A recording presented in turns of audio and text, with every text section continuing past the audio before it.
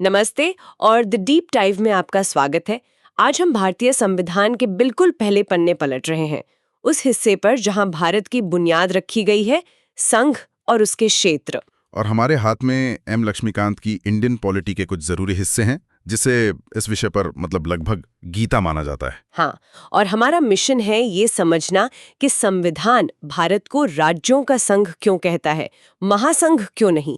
संसद के पास किसी राज्य का नक्शा बदलने की इतनी ज्यादा शक्ति क्यों है, और आजादी के बाद से आज तक भारत का नक्शा कैसे बनता बिगड़ता रहा है। तो चलिए शुरू करते हैं। संविधान का पहला ही अनुच्छेद कहता है, इंडिया यानी भारत राज्यों का संघ होगा। ये 8 शब्द एक तरह से भारत की पूरी राजनीतिक व्यवस्था की चाबी हैं। बिल्कुल, और मेरा पहला सवाल यहीं से है, राज्यों का संघ, यूनियन ऑफ स्टेट्स, यही क्यों?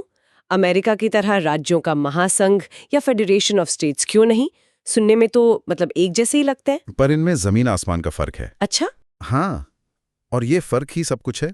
देखिए, डॉक्टर B.R. अम्बेडकर ने संविधान सभा में बहुत साफ साफ बताया था कि उन्होंने संघ शब्द को 2 बहुत बड़ी वजहों से चुना। पहली वजह, भारत का संघ अमेरिकी संघ की तरह राज्यों के बीच किसी समझौते या कॉन्ट्रैक्ट का नतीजा नहीं है। अच्छा, ऐसा नहीं हुआ कि राजस्थान, बंगाल और मद्रास जैसी रियासतों ने मिलकर बैठ के तय किया हो कि चलो एक देश बनाते हैं? बिल्कुल नहीं, बल्कि ठीक इसका उल्टा हुआ। एक देश पहले से था, जिसे प्रशासनिक सुविधा के लिए अलग अलग राज्यों में बांटा गया। और दूसरी वजह, जो शायद इससे भी ज्यादा अहम है, वो ये है कि किसी भी राज्य को इस संघ से अलग होने का कोई अधिकार नहीं है। कोई अधिकार नहीं? कोई अधिकार नहीं है। संघ अविभाज्य है, इसे तोड़ा नहीं जा सकता। मतलब एक बार आप अंदर आ गए तो बाहर जाने का कोई रास्ता नहीं है? कोई रास्ता नहीं। इसीलिए भारत के लिए एक बहुत सटीक वाक्यांश इस्तेमाल होता है, विनाशी राज्यों का अविनाशी संघ। विनाशी राज्यों का अविनाशी संघ, an indestructible union of destructible states. ये सुनने में थोड़ा विरोधाभासी लगता है, इसे थोड़ा खोलकर समझाइए। यही भारतीय राष्ट्र निर्माण का सबसे बड़ा सच है। इसका मतलब है कि संघ यानी भारत देश हमेशा रहेगा, उसे कोई तोड़ नहीं सकता। लेकिन उसके अंदर के जो राज्य हैं वे विनाशी हैं। विनाशी हैं? हाँ, संसद चाहे तो किसी राज्य को खत्म कर सकती है, 2 राज्यों को जोड़ सकती है, किसी राज्य के 2 टुकड़े कर सकती है या उसकी सीमाएं बदल सकती है। ये संविधान निर्माताओं की दूरदृष्टि थी, खासकर बंटवारे के बाद, कि भारत की एकता किसी राज्य के नक्शे से कहीं ज्यादा जरूरी है। इसी से जुड़ी एक और बात स्रोतों में है, जो अक्सर कंफ्यूज करती है, भारत का क्षेत्र और भारत का संघ के बीच का अंतर। हाँ, ये एक छोटा लेकिन महत्वपूर्ण अंतर है।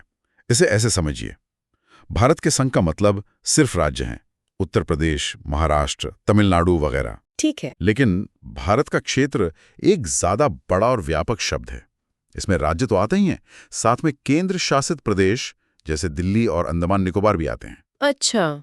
और भविष्य में अगर भारत किसी नए इलाके को अधिग्रहित करता है तो वो भी भारत का क्षेत्र कहलाएगा। तो भारत का क्षेत्र एक बड़ा छाता है, जिसके नीचे भारत का संघ और बाकी सब कुछ आता है। एकदम सही। ठीक है, तो ये अविनाशी संघ वाली बात समझ आ गई।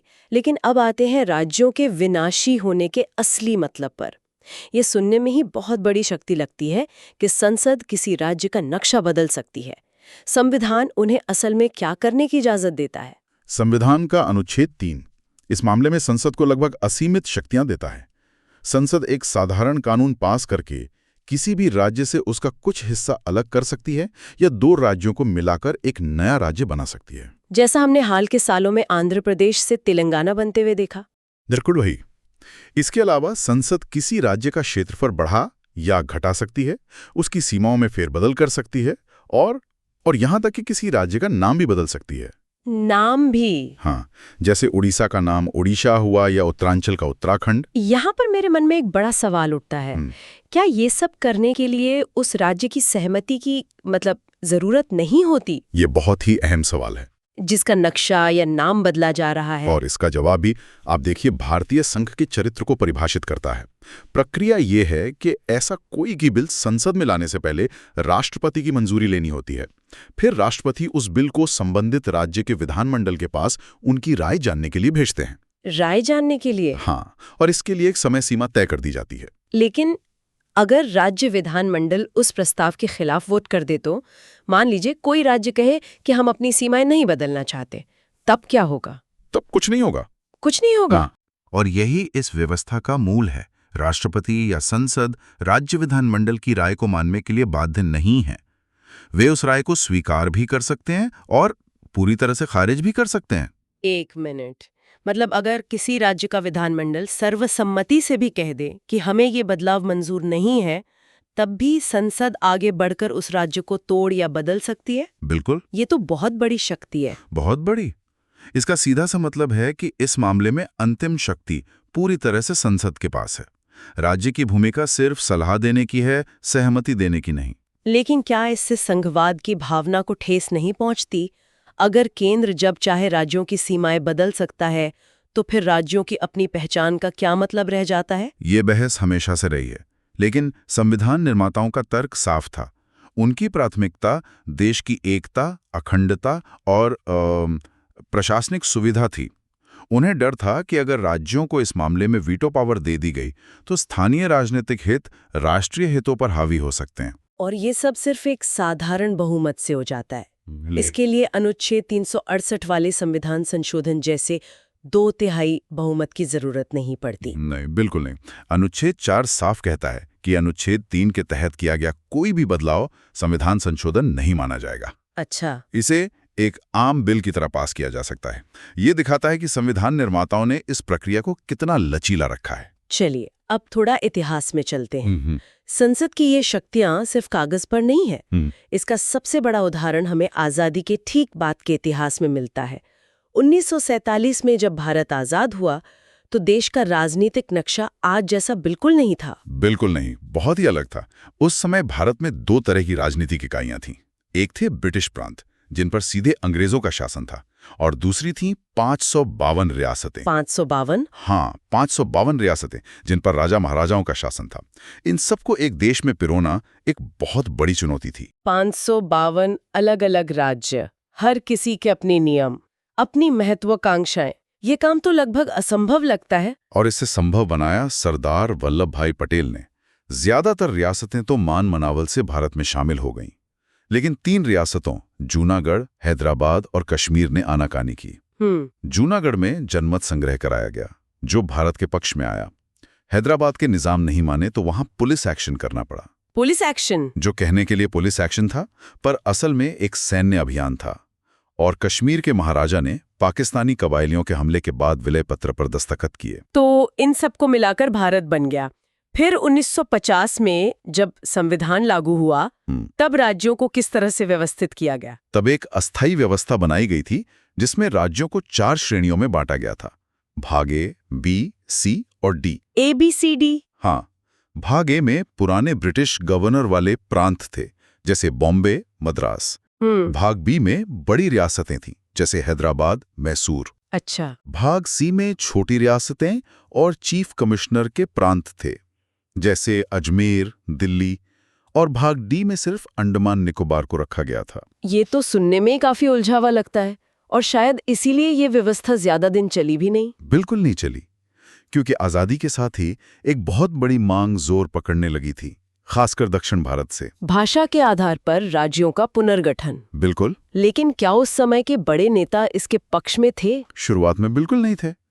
1948 में धर आयोग बना और फिर कांग्रेस ने अपनी JVP समिति बनाई। JVP मतलब जवाहरलाल नेहरू, वल्लभ भाई पटेल और पट्टाभी सीतारमैया? हाँ, वही। इन दोनों ने ही भाषा को राज्यों के गठन का आधार बनाने से साफ इनकार कर दिया। उनका डर था कि इससे देश और ज्यादा बढ़ जाएगा। उन्होंने कहा कि प्राथमिकता प्रशासनिक सुविधा होनी चाहिए, भाषा नहीं। तो अगर देश का शीर्ष नेतृत्व इसके खिलाफ था, तो फिर आंध्र प्रदेश भाषा के आधार पर बनने वाला पहला राज्य बना कैसे? इसकी कहानी एक बड़े आंदोलन और एक दुखद बलिदान से जुड़ी है। मद्रास प्रांत के तेलुगु भाषी लोग अपने लिए एक अलग आंध्र राज्य की मांग कर रहे थे। इसी मांग को लेकर पुट्टी श्रीरामुलु नाम के एक वरिष्ठ गांधीवादी कार्यकर्ता आमरण अनशन पर बैठ गए। और सरकार ने उनकी नहीं सुनी? सरकार इस मांग को नजरअंदाज करती रही। 56 दिनों की भूख हड़ताल के बाद पुट्टी श्रीरामुलु की मृत्यु हो गई। 56 दिन? हाँ, 56 दिन। आप सोचिए, उनकी मृत्यु एक ऐसी चिंगारी बन गई जिसने पूरे आंध्र क्षेत्र में आग लगा दी। हिंसक प्रदर्शन हुए, दंगे हुए, सरकार पर इतना दबाव बना कि उसे झुकना ही पड़ा। यानी एक व्यक्ति के बलिदान ने सरकार को अपनी नीति बदलने पर मजबूर कर दिया। हाँ, अक्टूबर 1953 में मद्रास से तेलुगु भाषी इलाकों को अलग करके भारत का पहला भाषाई राज्य आंध्र प्रदेश बना दिया गया। और इसके बनते ही भाषाई राज्यों की मांग का समझिए एक दरवाजा सा खुल गया। अब देश के दूसरे हिस्सों से भी ऐसी ही मांगे उठने लगी। इसने सरकार को इस मुद्दे पर फिर से सोचने पर मजबूर किया होगा। बिल्कुल। दिसंबर 1953 में सरकार ने फजल अली की अध्यक्षता में 3 सदस्यों वाला राज्य पुनर्गठन आयोग बनाया। इस आयोग ने अपनी सोच में एक बड़ा बदलाव दिखाया। इसने माना कि भाषा को राज्यों के पुनर्गठन का मुख्य आधार बनाया जा सकता है। अच्छा, लेकिन साथ ही एक बड़ी शर्त भी रखी। वो क्या थी? आयोग ने एक भाषा एक राज्य के सिद्धांत को पूरी तरह खारिज कर दिया। खारिज कर दिया? हाँ, उनका कहना था कि सिर्फ भाषा ही एकमात्र पैमाना नहीं हो सकती। किसी भी राज्य को बनाने या बदलने से पहले 4 बातों का ध्यान रखना जरूरी है। वो 4 बातें कौन सी थी? पहली और सबसे जरूरी, देश की एकता और सुरक्षा। वो किसी भी कीमत पर कमजोर नहीं होनी चाहिए। सही बात है। दूसरी, भाषाई और सांस्कृतिक एकरूपता। तीसरी, वित्तीय, आर्थिक और प्रशासनिक सहूलियत। मतलब ऐसा राज्य न बना दिया जाए जो आर्थिक रूप से अपने पैरों पर खड़ा ही न हो सके। बिल्कुल। और चौथी, लोगों का कल्याण। तो इन सिद्धांतों के आधार पर आयोग ने क्या सिफारिश की? आयोग ने सिफारिश की कि वो 4 हिस्सों वाली ABCD श्रेणी खत्म कर दी जाए और उसकी जगह 16 राज्य और 3 केंद्र शासित प्रदेश बनाए जाएं।